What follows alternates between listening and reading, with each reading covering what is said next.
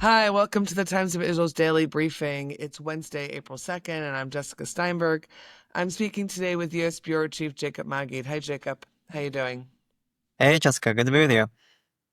Good to have you here. It is day 544 of the war.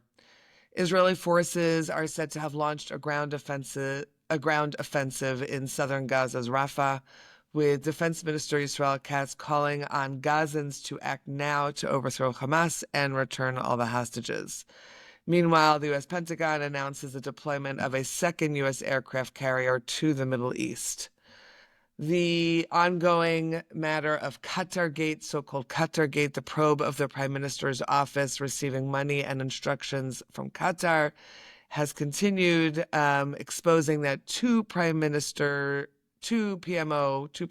office aides allegedly took money to spread pro-Qatari messaging to reporters in order to boost Qatar's image as a mediator in the hostage talks. We'll talk about comments being made by released hostages in the media, and U.S. media specifically, and in public, and unrest in Gaza, specifically against Hamas. Stay with us.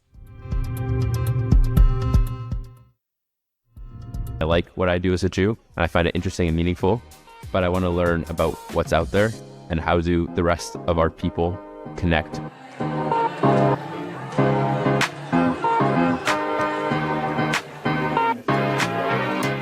You come in knowing some things, but nobody here knows everything, because everyone has had like puzzle pieces, and together we kind of make up this whole larger puzzle. I think the Hartman Fellowship has impacted me as a Jewish leader more than any other Jewish program that I've done, because it's sort of broadened my horizon on what exactly it means to be a Jewish teen and what sort of Jewish teen learning looks like.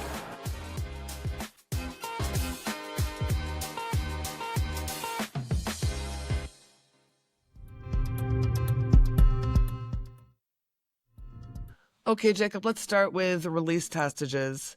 They're out there in the world, some of them using the platform that they have at the moment to talk about what they underwent, to emphasize the danger that the remaining 59 hostages are still very much in Gaza. First, there was Amit Soussana, who was being honored yesterday. Tell us about that.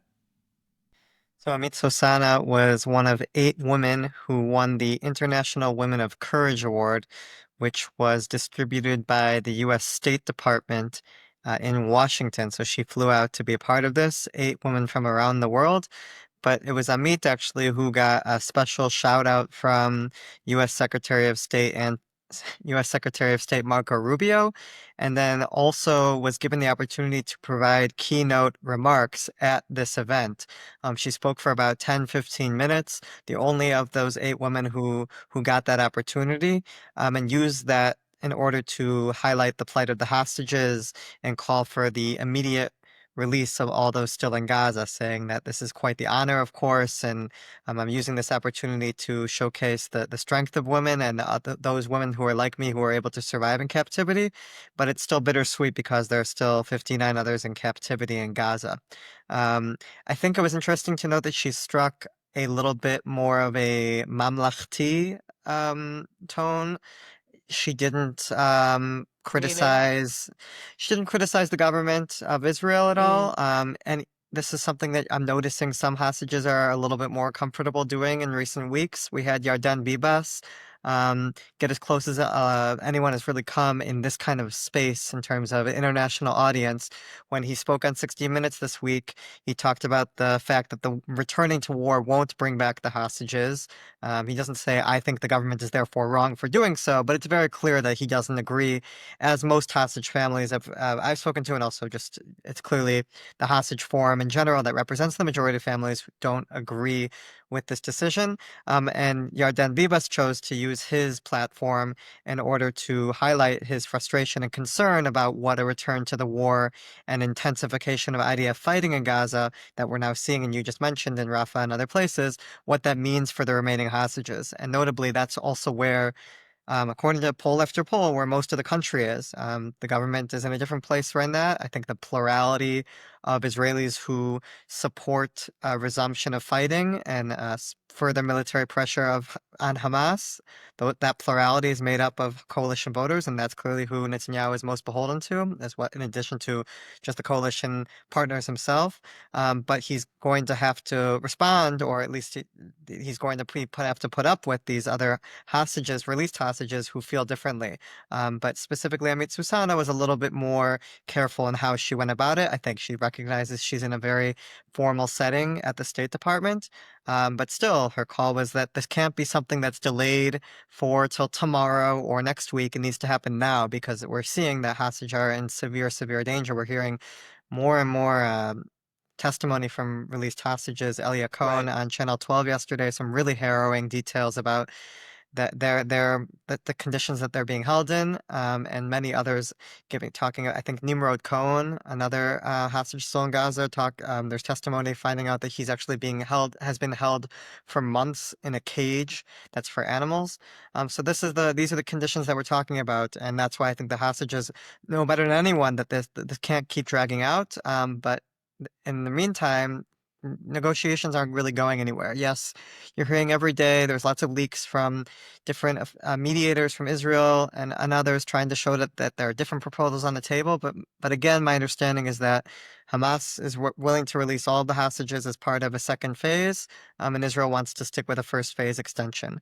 And that impasse has not been able to shift. And as a result of that, Israel is intensifying the military pressure, seemingly believing that that's going to make a difference. It didn't really seem to move Hamas a ton in the first 15 months, but now we're in a different position. There's protests in Gaza that maybe will play play a spoiler role for Hamas. Maybe we'll talk about that a little bit. But we're really at an impasse, and that's why I think we're seeing more and more hostages speak out about this right now. Jacob, before we get to the Hamas protests, or the protests against Hamas, go back to the 60 Minutes interview, which of course included other released hostages as well. Tal Shoham, for example, who was released around the same time as Yarden Bibas. What was the sense? I mean, obviously that's, it's being broadcast and we don't necessarily know who's watching it and what that means. But were you hearing any feedback about the fact that they were featured on 60 Minutes, about people watching it, about reactions, certainly from the White House or from any of your other contacts? Is there any sense of reaction from the White House, from the Trump administration, that release hostages are speaking in order to possibly move the coalition government away from the direction that they are in right now? Think that there was a significant audience. This interview, the series of interviews aired on 60 Minutes, which came right after a March Madness game. So there's a lot of people watching that in the U.S. But I do think this issue is somewhat well known at this point to a lot of Americans who follow the news. What's interesting is that if we're specifically talking about Yarden Bibas, he's focusing his attention in an interview on President Trump himself, which I think is quite a damning statement, basically saying I've given up on the Israeli government and I'm putting all my efforts into Right. trying to get the president of the United States to try to pressure. And he doesn't just say pressure Hamas, but he says pressure Hamas and Netanyahu in the same statement, that these are the two people that are both acting as spoilers, as obstacles to a deal right now, Netanyahu and Hamas. That's how Yarden Bibas frames this, which is quite damning, I think. And you had, in addition to him, a couple other hostages that you mentioned. There was also Keith Siegel, and there was a really heartbreaking moment where he breaks down in tears, thinking about Yeah, I how he saw just that.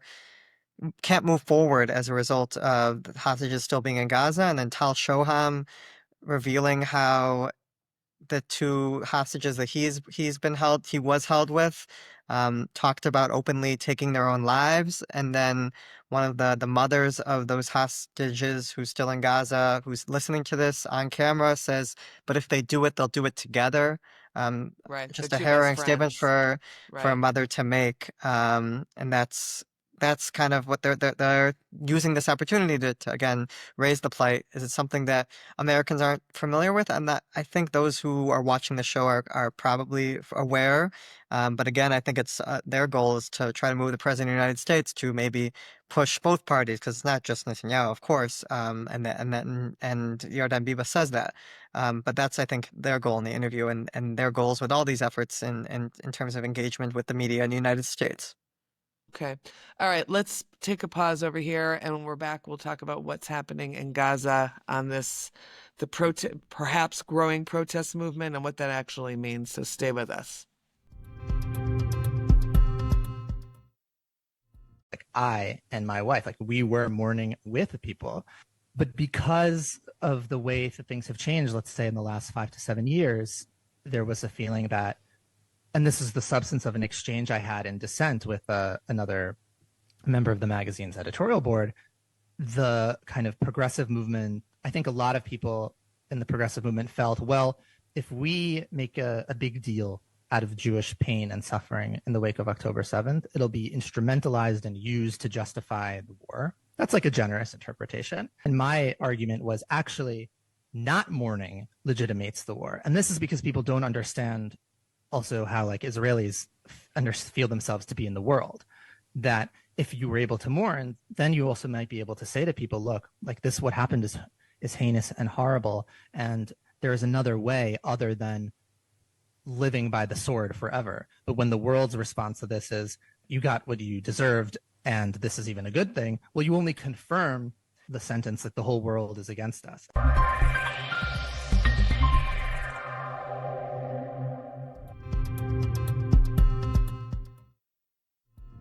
Okay, so you have two pieces that are up on our pages right now. For instance, one about a Gazan clan executing an alleged Hamas operative, which I feel like is something we have not heard about in a very long time. And then we have Hamas murdering a Gazan man who reportedly had joined the protests calling for the end of Hamas's rule in Gaza. So let's start with the Gazan clan and how this story unfolded and what we think it actually means. Sure. So just to take a step back, these are protests that started quite spontaneously against Hamas. And as you mentioned, it's not something we're used to seeing. Throughout the war, this has been the largest demonstration, bunch of demonstrations that have people willing to really risk their lives, as we saw in these couple stories that I mentioned, by speaking out against Hamas and calling for them to step down from power. And they started spontaneously last Tuesday. There was a funeral that was held for a Palestinian who was killed in an Israeli airstrike.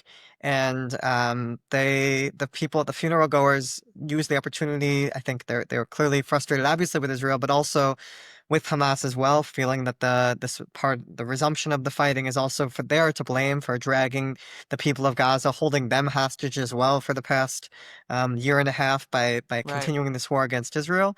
So you're seeing bubbling anger against Hamas, and it manifests itself in these spontaneous protests for Tuesday, Wednesday, and Thursday, and you have thousands of people in total of all these demonstrations taking part, and you hear demands for Hamas to step down. Calling Hamas a terror group. These are really things that we're not used to seeing in Gaza, and quite unprecedented in their scope.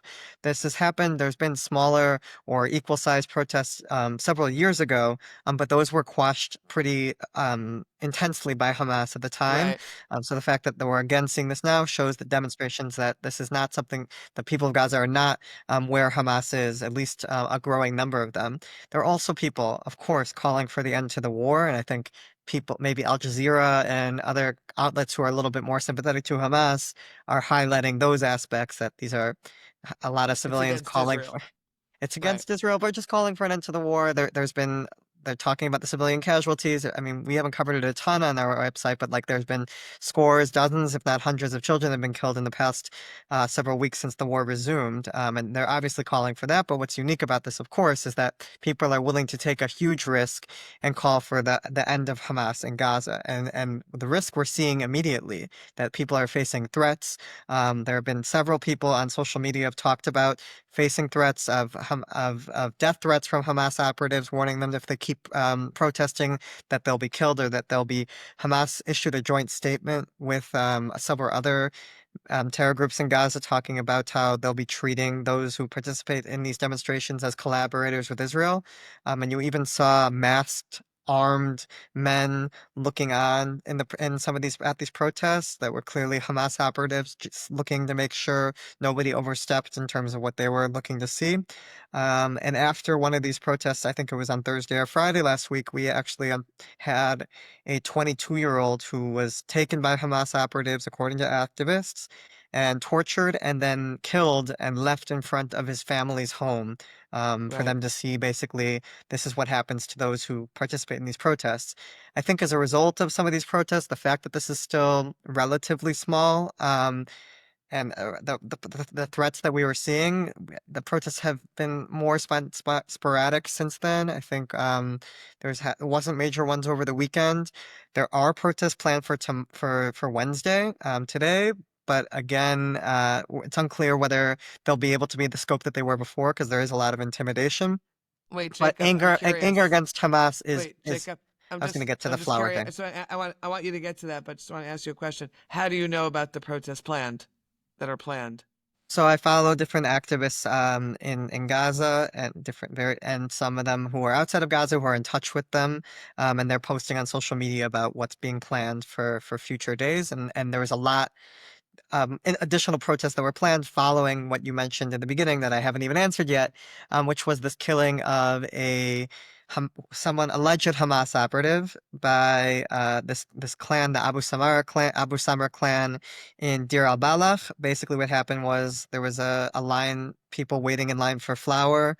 I think things got a little chaotic, and Hamas operatives allegedly opened fire on the crowd and killed someone in this clan, in this family, and his relatives took it took their own weapons and decided to find who was responsible, dragged him in front of the town entrance, and basically killed him execution style, and filmed it and put it on social media for a lot of people to see.